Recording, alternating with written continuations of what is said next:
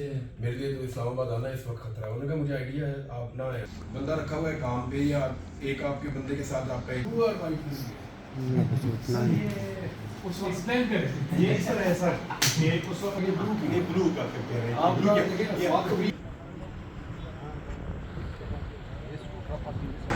اونچ نیچ آتی ہے ہماری زندگیوں میں بھی آتی ہے اور ہمارے کام میں بھی آتی ہے اور اسی کے ساتھ زندگی آگے بڑھتی ہے نا. تو میں نے کچھ ٹف ٹائمز دیکھے اور مجھے تو پتہ ہی نہیں تھا باہر دنیا میں کیا ہو رہا ہے, لیکن جب میں باہر آیا تو مجھے پھر میرے لوگوں نے بتایا, میں نے ان سے پوچھا کہ مجھے بتاؤ کون کون کیا کر رہا تھا اس وقت. تو مجھے جو سوات پریس کلب ہے اس کے دوستوں کا اسپیشلی شکریہ ادا کرنا تھا. آپ لوگ کنٹینیوسلی آواز اٹھاتے رہے, زور لگاتے رہے, کوشش کرتے رہے کہ آپ کا ایک ساتھی گما ہوا ہے وہ مل جائے واپس. تو وہ ساری چیزیں تو انشاءاللہ وقت آئے گا تو سب کچھ سامنے بھی آ جائے گا اور کچھ بھی ڈھکا چھپا کبھی رہتا بھی نہیں ہے. اچھی بات یہ ہے کہ اللہ رب العزت نے بڑی مہربانی کی ہے اور میں اپنے موقف کے ساتھ اپنا کام کر رہا ہوں واپس. لیکن آپ سب کا بہت شکریہ, بڑی نوازش آپ لوگوں کی. آپ لوگوں نے میرے لیے ہمیشہ آواز اٹھائی, بڑا زور لگا اور مجھے ہمیشہ ایک مجھے فیل آتی تھی سوات کے بارے میں نا, یہ میں اپنے دوستوں کو کہتا بھی ہوں کہ جب میں سوات کے قریب آتا ہوں نا تو مجھے وہ والا سکون آتا ہے جو اپنے گھر جاتے ہوئے آتا ہے. تو مجھے ایسا لگتا تھا یہ میرا سیکنڈ ہوم ہے. تو سوات کے دوستوں نے آپ سب نے وہ حق ادا کیا اور میرا مان آپ لوگوں نے رکھا, آپ لوگ میرے لیے آواز اٹھاتے رہے.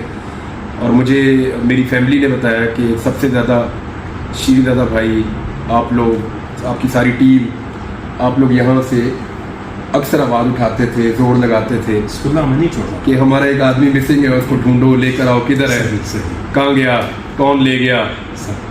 تو وہ تھا ایک مشکل ٹائم تھا اور اس میں یعنی بعض اوقات آپ کی ہوپ ٹوٹ جاتی ہے, آپ امید چھوڑنے لگتے ہیں, لیکن اللہ رب العزت آپ کو بار بار حوصلہ دیتا ہے, صبر دیتا ہے, امید دیتا ہے, یہ اس کی مہربانی ہے. لیکن اس ٹائم میں بے بسی کے اس وقت میں سوات پریس کلب کا میرے ساتھ کھڑا ہونا میرے لیے بہت بڑا آنر ہے اور میں ساری زندگی اس کے لیے مشکور رہوں گا. اور کبھی بھی میں سوات پریس کلب کی کسی بھی آواز کے اوپر کچھ بھی کر پاؤں میرے لیے بڑا فخر کا بات ہے, بہت فخر کی بات. اس طرح تھینک یو. اور سر میں اپنی بات آپ سے کر لوں کہ میرے جو بڑے ہیں سیاسی ریلیشن تمہاری کی ہوتی ہے جماعت اسلامی کے ساتھ, لیکن میرا اپنا بیٹا جو ہے نا وہ آپ کا اتنا بڑا پلان ہے کہ اکثر مجھ سے آپ کے حوالے سے اتنی ساری باتیں کرتے ہیں. مجھے ابھی افسوس ہو رہا ہے کہ میں نے اس کو کیوں نہیں بلایا, کیونکہ اب اکیلا وہ نہیں ہے, میرے خیال میں ہم سب کے گھروں میں آپ کو جماعت اسلامی کے سربراہ وہ واحد سیاسی جماعت کے لیڈر تھے.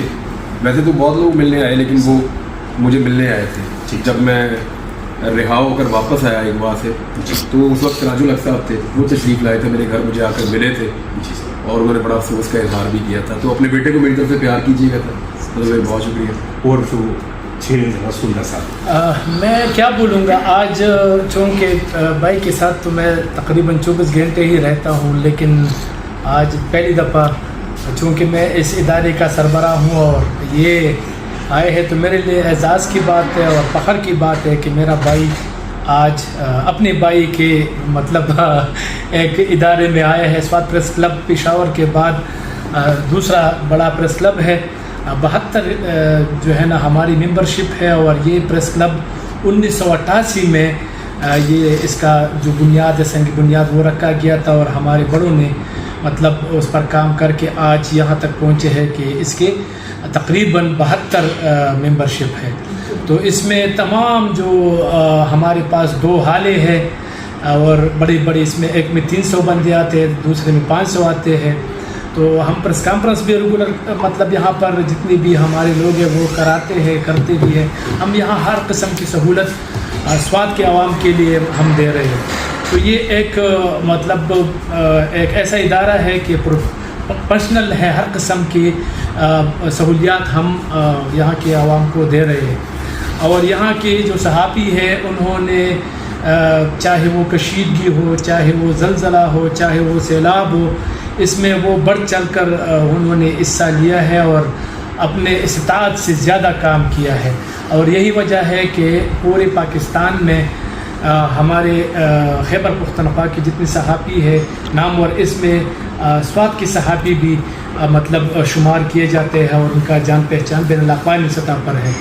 تو ان کی کام کا تو یہ اندازہ ہے اور سارے پروفیشنل لوگ ہیں, یعنی ہر ادارے سے منسلک ہے اور باقاعدہ طور پر ان کو تنخواہیں دی جاتی ہے اور ایک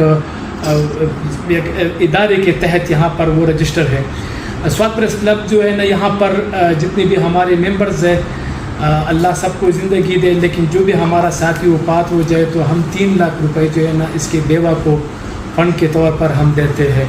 اگر کوئی ساتھی بیمار ہو جائے تو ان کے لیے ہم 30-40 ہزار روپے اس وقت ہم دیتے ہیں. اسی طرح جہیز فنڈ جو ہمارا ہے وہ تقریباً 1 لاکھ روپے ہم ان کو جہیز فنڈ جو ممبر کی بیٹی کا یا بیٹے کا شادی ہو تو وہ ہم دیتے ہیں. اور جب وہ اکثر اوقات کی بہت ہی زیادہ مشکل آ جائے تو ان کو ہم ادھار بھی دیتے ہیں. اور ان کا جو فنڈ ہے باقاعدہ طور پر ہمارے صوبائی گورنمنٹ کی طرف سے ہمیں دی جاتی ہے. ہمیں باقاعدہ طور پر یہاں گاڑی بھی 2 گاڑیاں بھی ہمیں مطلب یہاں پر دی گئی ہے اور پورا ان کا مطلب ایک نظام کے تحت ہم ادارے کے تحت چل رہے ہیں. تو ہمارے جتنے بھی صحافی ہیں وہ چاہے وہ کسی قسم کی مشکلات اس میں پیش ہے اور انہوں نے کشیدگی کے دوران بھی نقل مکانی نہیں کی اور یہاں پر کام کرتے رہے اور انہوں نے کام کیا بھی ہے.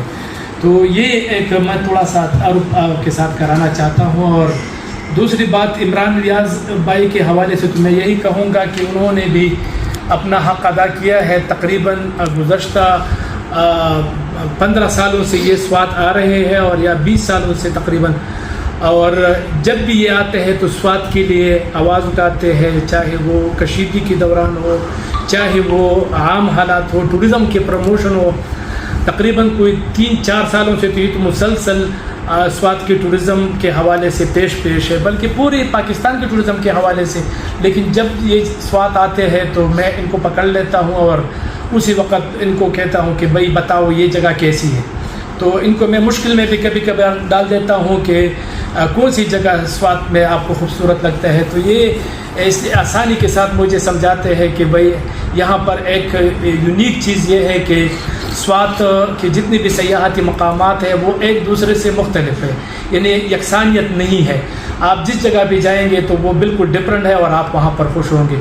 تو جیسے ہی میں یہ واقعہ ضرور یاد دلاؤں کہ مدین میں جو ناخوشگوار واقعہ پیش آیا تھا اور ایک بندہ جو ہے نا وہ ہجوم کے ہاتھوں قتل ہوا تھا, تو اس کو کچھ صحافیوں نے کچھ لوگوں نے غلط رنگ دیا تھا. پھر بھائی نے میں نے ان کو کہا تو اس نے اپنے صحافی برادری کو مطلب اینکر برادری کو کہا اور تقریباً 10-15 کے قریب صحافیوں کو یہاں بلایا اور گبین جبا لے کر گئے. وہاں پر انہوں نے باقاعدہ طور پر ایکسپلین کیا کہ سوات میں ہوا کیا تھا اور کیا ہو رہا ہے, سڑکوں کی کیا صورتحال ہے. تو میں ان کا مشکور ہوں بحیثیت صحافی, بحیثیت سوات پریس کلب کے صدر, کہ انہوں نے ہمیشہ سوات کے لیے آواز اٹھائی, سوات کے سیاحت کے فروغ کے لیے انہوں نے باقاعدہ طور پر میرے ساتھ شانہ بشانہ جو ہے نا وہ رہے. اور کشیدگی کے دوران بھی یہ آئے ہیں یہاں پر اور بہت ہی خراب حالت میں بھی یہ یہاں پر موجود رہے. انہوں نے رپورٹنگ کی اور اپنا مطلب حق ادا کیا ہے. تو بھائی سوات کے عوام, سوات کے صحافی آپ کے ساتھ ہے اور اللہ نہ کرے کہ آپ پر کوئی برا وقت دوبارہ آئے. تو ہم صحافی آپ کے ساتھ رہیں گے اور آپ ہمارے اثاثہ ہے, آپ پاکستان کے اثاثہ ہے. آپ باقاعدہ طور پر اس آپ کو اگر لوگ سنتے ہیں, میں جب ایک ویڈیو بناتا ہوں تو میرا ویڈیو تقریباً 1 سال میں 1 ملین تک پہنچ جاتا ہے اور بائی کا جو ویڈیو ہے وہ 24 گھنٹے میں 1 ملین تک پہنچ جاتا ہے. تو 1 سال اور 24 گھنٹے کا فرق دے کے آپ سے لوگ پیار کرتے ہیں, یہی وجہ ہے کہ آپ کو لوگ سنتے ہیں.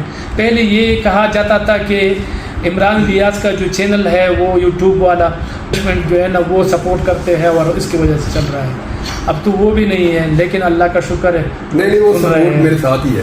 ہم کیوں نہیں سنیں گے؟ میرے ملک کے رہنے والے لوگ ہیں, اگر ان کے پاس موبائل فون اور وہ سننا چاہتے ہیں تو کون منع کر سکتا ہے انہیں؟ نو ون کین, کوئی انہیں منع نہیں کر سکتا. میرے ملک کے لوگ ہیں, میرے بھائیوں کی طرح ہیں. اگر وہ میری بات سنتے ہیں, ان کو میری بات پسند ہے تو بہت شکریہ. نہیں پسند ہے تو برداشت. سر یہ ایک بات بتائیں سر, ایک تو سر یہ کہ ملک کی حالات بہت زیادہ خراب ہے اور ہم دیکھتے ہیں کہ گھٹن سی حالت ہے اور ہیومن رائٹس کے وائلیشن ہو رہی ہے اور پولیٹیکل پارٹیاں جو ایکسٹریم پہ پہنچ گئی ہے سر. تو آپ آپ کی جو صحافت ہے آپ اس کو ملک میں تھرو آؤٹ پاکستان آپ کس نظر سے آپ دیکھتے ہیں سر؟ دیکھیں ہم لوگ وہاں پہنچ گئے ہیں جہاں پہ اب ہم نا چیزوں کے بیچ میں بیلنس نہیں کریٹ کر سکتے. میں شاید جلدی پہنچ گیا تھا, کچھ لوگوں کو ٹائم لگا. میں نے اس کا فیصلہ اس سے 2-2.5 سال پہلے کر دیا تھا. مجھے لگا کہ یہ ملک جس طرف جا رہا ہے بہت پولرائزیشن بڑھ جائے گی اور مجھے لگا کہ یہاں پہ اپنی پوزیشن لینی پڑے گی رول آف لا کے ساتھ, فریڈم آف اسپیچ کے ساتھ اور ہیومن رائٹس کے ساتھ. آپ کو اپنی ایک پوزیشن لینی پڑے گی چاہے آپ کو اس کی قیمت چکانی پڑے. پھر میں نے چکائی بھی. اب میرے بہت سارے ایسے دوست ہیں جو اس وقت یہ پوزیشن نہیں لے رہے تھے. میں نام نہ بھی لوں تو آپ کی آنکھوں کے سامنے ان کے چہرے نظر آ رہے ہیں. وہ اب وہ پوزیشن لے رہے ہیں جو ہم نے 2-2.5 سال پہلے 3 سال پہلے لی تھی. آپ کے جیسے میرے جیسے صحافی اس وقت یہ کہہ رہے تھے کہ یہ غلط ہونے جا رہا ہے. حالانکہ میں یہ کہا جاتا تھا اس سے پہلے بھی تو غلط ہوتا رہا. لیکن دیکھیں اس دفعہ جو ہوا وہ ایک ایکسٹریم ہے. یعنی اس لیول پہ ہم نے یہ چیزیں ہوتی ہوئی کبھی نہیں دیکھی. خاص طور پہ پنجاب میں تو ہم نے نہیں دیکھی. کے پی کا ایک الگ قسم کا خیبر پختونخوا کا ماحول ہے. آپ لوگوں نے یہاں پہ آپریشن فیس کیے ہیں, آپ لوگوں نے یہاں پہ دہشت گردی کا مقابلہ کیا ہے, بڑی عجیب اور مشکل چیزیں دیکھی ہیں, قدرتی آفات بھی دیکھی ہیں. لیکن پنجاب میں یہ چیزیں ایسے نہیں تھیں نا. پنجاب میں پہلی مرتبہ یہ ساری چیزیں وٹنس ہو رہی ہیں کسی ڈیموکریٹک دور میں. ڈکٹیٹرشپ میں ہوتی تھی لیکن محدود پیمانے پہ ہوتی تھی اور محدود جگہوں پہ ہوتی تھی. اتنا بڑا اسکیل ان کا کبھی بھی نہیں تھا. مثال کے طور پہ کل ایک لڑکی کو عدالت چھوڑتی ہے اور وہ جیسے ہی وکیل کے آفس پہنچتی ہے تو اس عدالت کو سادہ کپڑوں والے لوگ گھیر دیتے ہیں اور پھر وہ لڑکی ہنستی ہوئی باہر آتی ہے اور آ کے دوبارہ گرفتاری دے دیتی ہے. اب پولیس رات گئے تک یہ سوچ رہی تھی اس پہ پرچہ کون سا ڈالے. آج آپ کے سوات کے ہی گل حسن اورنگزیب صاحب ہیں, سوات کا بیٹا, اور آپ لوگوں کو فخر ہونا چاہیے ان کے اوپر کیونکہ میں نے ان کی عدالت میں کھڑے ہو کر ایک مقدمہ لڑا اور مجھے ایسا محسوس ہوا کہ ایکچولی جج کو جیسا ہونا چاہیے. یعنی اگر کوئی آپ کے پاس ابھی امید باقی ہے نا پاکستان میں, یاد رکھیے گا آپ کی جو آخری امید بچ گئی ہے وہ آپ کی جوڈیشری. عدلیہ کے علاوہ آپ کے پاس کوئی امید نہیں بچی جو آپ کو انصاف دے, جو پاکستان کو واپس ٹریک پہ لے کر آئے, ڈیموکریسی کو اور آئین کو بحال رکھے اور پاکستان کے اندر رول آف لا اور اسپیشلی جو انسانی حقوق ہیں ان کے حوالے سے وہ اپنا رول پلے کرے. صرف آپ کے پاس عدلیہ بچ گئی ہے کیونکہ ہم سارے پارٹی بن گئے. میڈیا بھی پارٹی بن گیا. یا تو میڈیا کھڑا ہے فسطائیت کے ساتھ یا کھڑا ہے مظلوم کے ساتھ, بیچ میں کوئی بھی نہیں. اس کے بیچ میں ہم بیلنس کر ہی نہیں سکتے نا. بیلنس آپ وہاں کرتے ہیں جب ایک چیز کے اوپر ڈفرینس آف اوپینین ہوتی ہے. مثال کے طور پہ ایک سڑک بننی ہے, اب ایک شخص کہے گا نہیں جی اس کو تھوڑا سا ایسے بنا لیں, دوسرا کہے گا نہیں جی اس کو تھوڑا سا ادھر سے بنا لیں. تو یہاں پہ آپ صحافی اپنے آپ کو بیلنس کر سکتے ہیں, جی دیکھتے ہیں کون صحیح بات کر رہا ہے, دونوں کی بات سن کے لوگوں تک پہنچا دی ہے بیلنس, یا ہم کر سکتے ہیں. اب اگر آپ یہ کہیں گے کہ ایک صحیح اور ایک غلط چیز جو سب کو نظر آ رہا ہے کہ بلیک اینڈ وائٹ ہے کہ یہ کام بالکل غلط ہے اور یہ کام بالکل ٹھیک ہے, ایک طرف ظلم ہے اور ایک طرف مظلوم ہے, تو وہاں آپ اپنے آپ کو بیلنس نہیں کر پائیں گے. تو انفارچونیٹلی پاکستان وہاں پہنچ گیا جہاں صحافیوں کے لیے اپنے آپ کو بیلنس کرنا ممکن نہیں ہے. جو صحافی اس سے پہلے بیلنس کریٹ کر پا رہے تھے وہ بھی اب نہیں کر پا رہے.